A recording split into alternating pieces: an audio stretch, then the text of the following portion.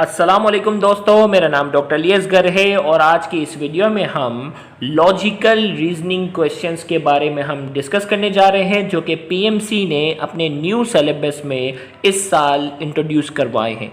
तो आज के इस लेक्चर को शुरू करने से पहले आपसे एक बार रिक्वेस्ट करेंगे कि अगर आपने अब तक हमारे इस चैनल को सब्सक्राइब नहीं किया जो कि सिंध बोर्ड टीचिंग के नाम से है, तो काइंडली आज ही आप हमारे इस चैनल को सब्सक्राइब करें और साथ ही साथ बेल आइकन को लाजमी क्लिक करें ताकि हमारी अपलोड करदा तमाम इंपॉर्टेंट वीडियोस की नोटिफिकेशन भी आपको रिसीव हो सके। तो आज की इस वीडियो में हम सबसे पहले इंट्रोडक्शन में ये बात डिस्कस करने जा रहे हैं कि लॉजिकल रीजनिंग क्वेश्चंस की कौन कौन सी टाइप्स को पीएमसी ने अपने सिलेबस में इंक्लूड किया है और लॉजिकल रीजनिंग क्वेश्चन को क्यों शामिल किया गया है। आज की इस वीडियो में डिस्कस करेंगे और साथ ही साथ सैंपल क्वेश्चंस को भी डिस्कस करेंगे जो कि पीएमसी की सिलेबस में शामिल किए गए। तो लॉजिकल रीजनिंग क्वेश्चन की अगर हम बात करते हैं, जैसा कि आपको मालूम है कि एक बात बड़ी फेमस है कि मेडिकल कॉलेज में या मेडिकल के स्टूडेंट जो होते हैं वो रट्टा लगाने में जो है वो बहुत एक्सपर्ट होते हैं और जो स्टूडेंट जितना ज़्यादा अच्छा रट्टा लगा सकता है वो मेडिकल की फील्ड में उतने अच्छे नंबर लेते हैं।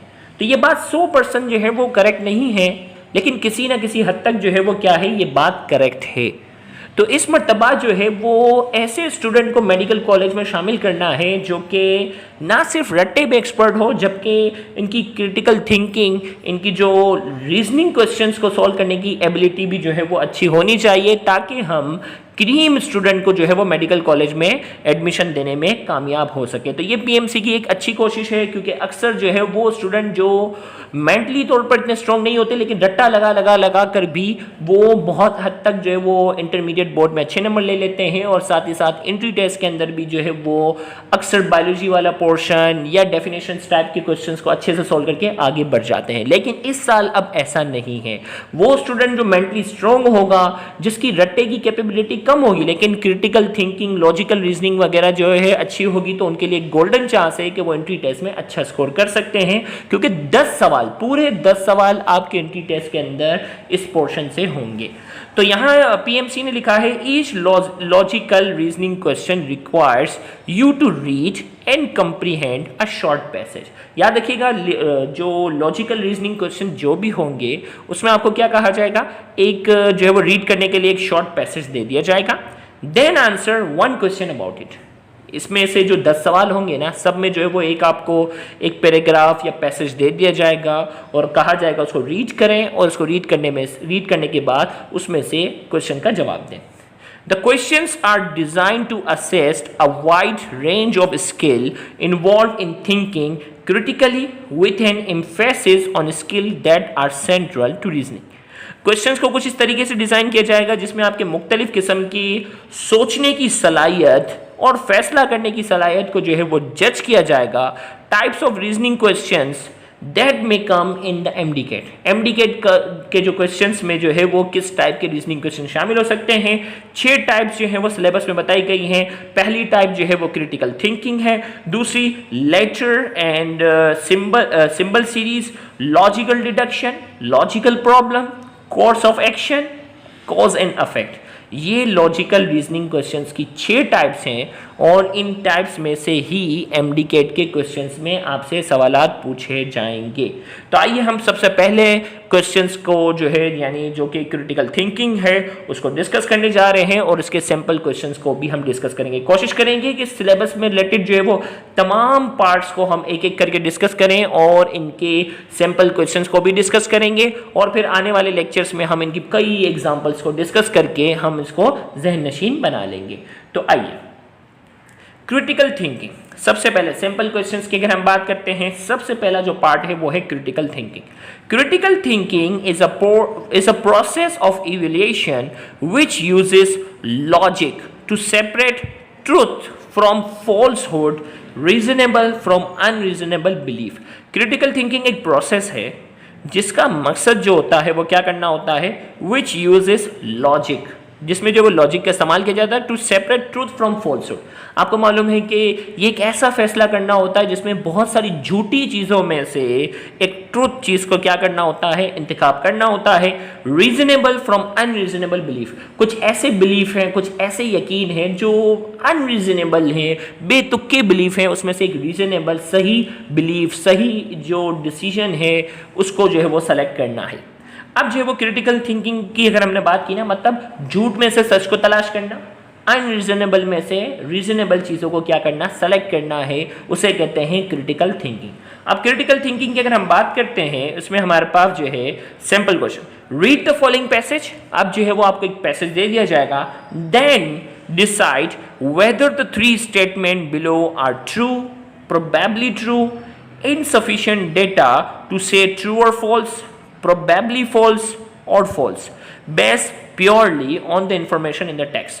भाई अब आपको जो है वो क्या कहा जाएगा, रीड द फॉलोइंग पैसेज। अब पैसेज होगा, देन डिसाइड, आपने डिसाइड करना होगा whether the three statement below are true. अब इसके नीचे 3 स्टेटमेंट होंगे और आपने उसमें फैसला करना होगा क्या ये ट्रू है, प्रोबेबली ट्रू यानी थोड़ा बहुत ट्रू हो सकते हैं, शायद सच हो, insufficient data to say true और फॉल्स, या हम कह सकते हैं कि भाई डेटा जो है वो इनसफिशिएंट है और इनसफिशिएंट डेटा है जिसकी वजह से हम उसको सच या गलत साबित नहीं कर सकते हैं। प्रोबेबली फॉल्स, शायद रॉन्ग हो या फॉल्स हो, based purely on the information in the text. अब टेक्स्ट में आपको एक इन्फॉर्मेशन दी जाएगी और इसके हवाले से आपको बताना होगा क्या ये सच है, शायद सच है, या डेटा जो है वो अगर कोई स्टेटमेंट है हम कहेंगे भाई इतनी बात सुनकर मैं फैसला नहीं कर सकता कि ये सच है या झूठ है, शायद झूठ है या झूठ है, हमें फैसला करना है। अब देख वो इसमें कहा जा रहा है, अब आपको पैसेज दे दिया गया और इसके नीचे जो है वो हमें 3 स्टेटमेंट है, 1 2 3, इसमें हमें बताना है क्या ये सच है, ट्रू है, चाहे ये फॉल्स है, चाहे प्रोबेबली फॉल्स है, प्रोबेबली ट्रू है, या इनसफिशिएंट डेटा है, हम इसकी बात करेंगे। तो सबसे पहले हमारे पास है Ahmed company has been successful for the past 5 year. Ahmed एक शख्स का नाम है, उसकी कंपनी जो है वो कामयाब जा रही है पिछले 5 सालों से।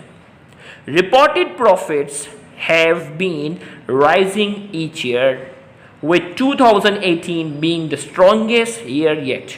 इसका जो प्रॉफिट है ना, reported profit has been rising each year, हर साल इसके प्रॉफिट में इजाफा होता है, with 2018 being the strongest year yet, जिसमें से 2018 का जो साल है वो सबसे मजबूत साल है जिसमें सबसे ज़्यादा प्रॉफिट किया।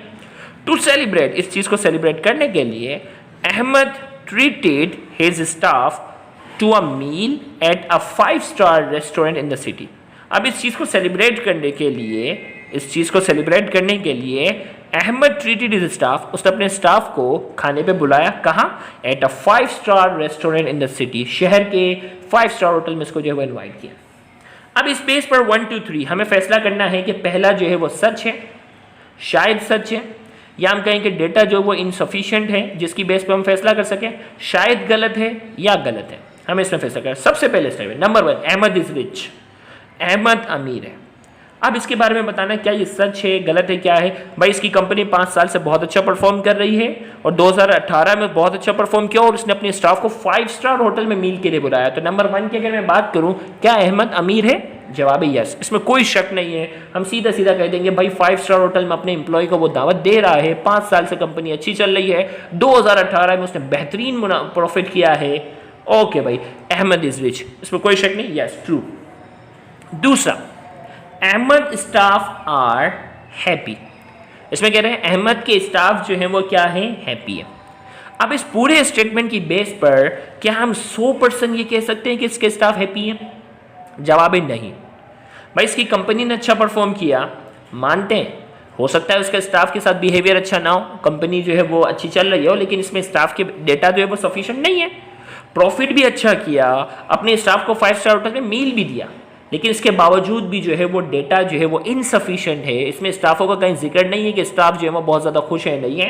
तो मैं नंबर 2 पर क्रिटिकल थिंकिंग की बेस पे कहूँगा कि भाई इस स्टेटमेंट की बेस पर मैं फैसला नहीं कर सकता कि स्टाफ हैप्पी हैं या स्टाफ हैप्पी नहीं। हैप्पी हो भी सकते हैं, हैप्पी नहीं भी हो सकते। भाई ये डेटा जो है वो इनसफिशिएंट है, Ahmed staff are happy, happy की कोई इसमें इंफॉर्मेशन नहीं है, तो मैं इसमें वो नहीं कर सकता, डेटा इज इनसफिशिएंट। तीसरा, Ahmed company perform well in 2017, 2017 में उसकी कंपनी ने अच्छा परफॉर्म किया। अब देखो कैसे, reported profit has been rise each year. देखो भाई 5 साल से, पिछले 5 ईयर से वो कंपनी जो है वो अच्छा परफॉर्म कर रही है और 2018 में उसने सबसे बेहतरीन परफॉर्म किया। इसका मतलब 2018 से पहले 2017, 2016, 2015 और 2014, पिछले 5 सालों में इसकी परफॉर्मेंस अच्छी रही है। तो इसका मतलब क्या हुआ, Ahmed company perform well in 2017। Yes, इसकी कंपनी ने 2017 में जो है वो अच्छा परफॉर्म किया। तो इस टाइप के सवालात जो है वो क्या होते हैं, क्रिटिकल थिंकिंग में आते हैं और इसमें आपने जो है वो फैसला करना होता है, रीजनेबल से अनरीजनेबल में सेलेक्ट करना है, झूठ में से सच को तलाश करना है। तो 1 2 3 स्टेटमेंट में आपको मालूम है कि अहमद का वाला जो पहला स्टेटमेंट था कि अहमद रिच है, इसमें कोई शक नहीं था। 2 की अगर बात करते हैं, भाई इसमें डेटा जो है वो सफिशिएंट नहीं है, इस बेस में मैं फैसला नहीं कर सकता। तीसरा जो है इसकी कंपनी ने 2017 में अच्छा परफॉर्म किया, इसमें कोई शक नहीं है क्योंकि पिछले 5 सालों से इसकी कंपनी जो है वो अच्छा परफॉर्म कर रही है। अगला जो हमारे पास होगा उसमें हम जो है वो लेटर एंड सिंबल सीरीज को डिस्कस करेंगे और अगले लेक्चर में हम लॉजिकल डिडक्शन वाले सवालात को भी डिस्कस करेंगे। तो उस लेक्चर को भी देखना मत भूलिएगा। Thank you very much. Allah Hafiz.